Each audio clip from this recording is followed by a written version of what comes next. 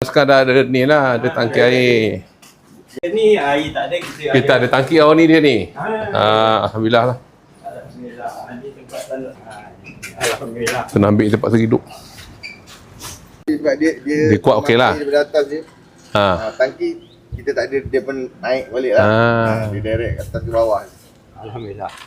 Air tak ada, kita boleh Kita ada air. Okey. Still ada air. Alhamdulillah. Assalamualaikum warahmatullahi wabarakatuh. Pertamanya saya nak berakamkan ucapan terima kasih. Sebenarnya kita terima kasih kepada Ustaz Noah. Sebab bila beritahu ke pejabat parlimen ni, jadi kita usahakan. Alhamdulillah lah, mana kita dapat derma daripada NGO Prihatin dan juga kawan-kawan. Alhamdulillah lah kita dapat beri sumbangan kepada Surau Pulang Gajah lah. Jadi mereka dapat melengkapi tangki ni. Kalau katanya selalu kalau tak ada air, sekarang dah okey lah InsyaAllah lah. Cuma itulah kalau pressure dia tak bagus ke, beritahu je lah. Okay, insyaAllah. Nanti kita usahakan dapatkan satu pam air. Tapi setakat ni kalau saya tengok dia okey lah. Kalau kita buka bunyi pipe tu. Yalah. Okey. Sebab dia direct. Dia gravity flow. Okey, okey. Kuat dia tu. Kuat lah.